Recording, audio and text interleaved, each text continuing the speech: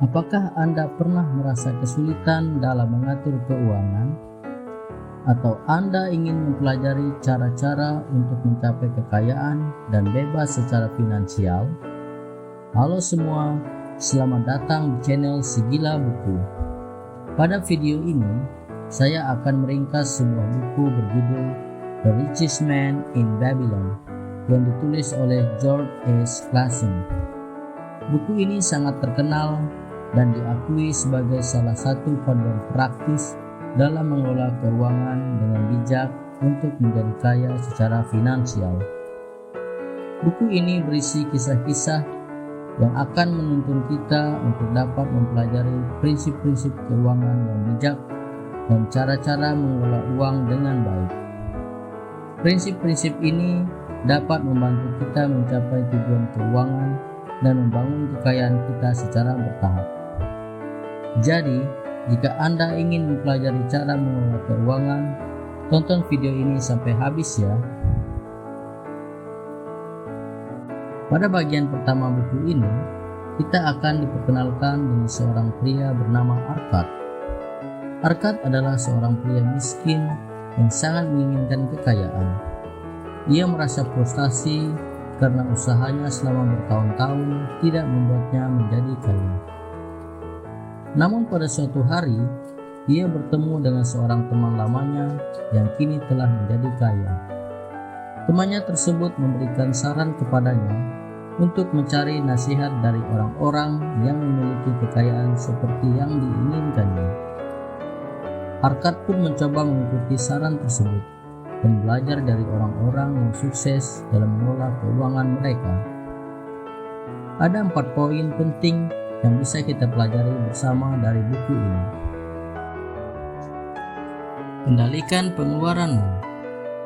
Seberapa besar penghasilan kita akan selalu habis jika kita tidak mengendalikan pengeluaran kita.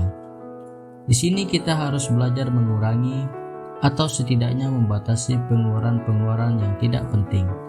Misalnya membeli gadget baru atau membeli barang-barang branded. Alih-alih membeli barang-barang konsumtif tersebut, lebih baik mengalokasikan uang tersebut untuk keperluan yang lebih penting seperti investasi atau tabungan. Ini bukan berarti kita tidak boleh memiliki barang-barang konsumtif, melainkan kita diajarkan untuk mengontrol pengeluaran agar tidak melebihi penghasilan kita atau jangan sampai lebih besar pasak daripada tiang. Artinya, kita harus belajar untuk hidup di bawah kemampuan kita dan mengalokasikan uang untuk keperluan yang lebih penting dan jangka panjang. Selain itu, kita juga diperlihatkan pentingnya memiliki anggaran dan memiliki rencana keuangan. Karena dengan mengontrol pengeluaran dan memiliki rencana keuangan yang jelas, kita dapat menghindari hutang dan mencapai tujuan keuangan kita.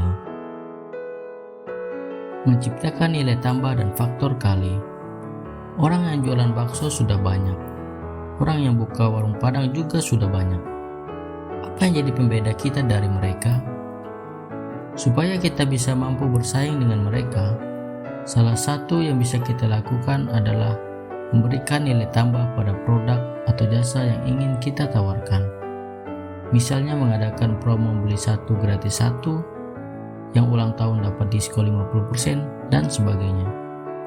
Setelah kita memberikan nilai tambah, hal yang tidak kalah pentingnya adalah membuat faktor kali. Ilustrasinya begini. Anda memiliki bisnis kecil-kecilan, misalkan jualan gorengan. Mungkin dimulai dari 1 gerobak gorengan, berjualan di satu lokasi yang kebetulan dekat dengan kawasan perkantoran. Kita asumsikan penjualan perharinya mencapai 200.000. Lalu anggap keuntungan bersih yang bisa Anda dapatkan 100.000 per hari. Kita bisa menciptakan faktor kali dengan menambah 5 gerobak gorengan di tempat berbeda, namun masih seputar kawasan perkantoran. Dengan asumsi keuntungan yang sama untuk masing-masing gerobak, maka kita bisa mendapatkan keuntungan 600.000 per hari. Lindungi kekayaan dari kerugian dan risiko.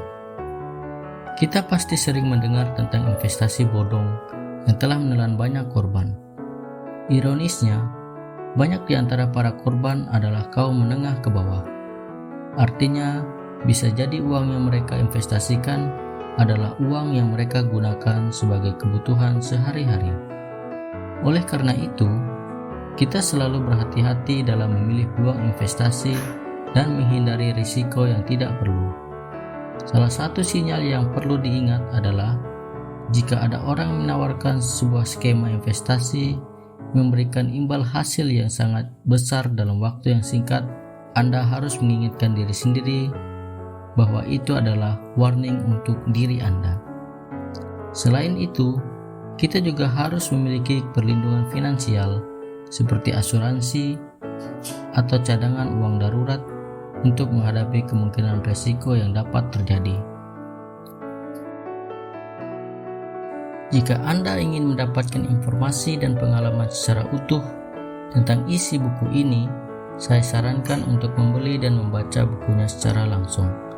Semoga video ini bermanfaat dan membantu kita untuk membangun kekayaan dalam jangka panjang.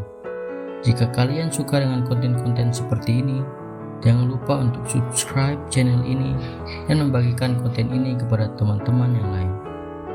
Tuliskan juga kira-kira buku apa lagi yang akan kita bahas selanjutnya. Sampai jumpa.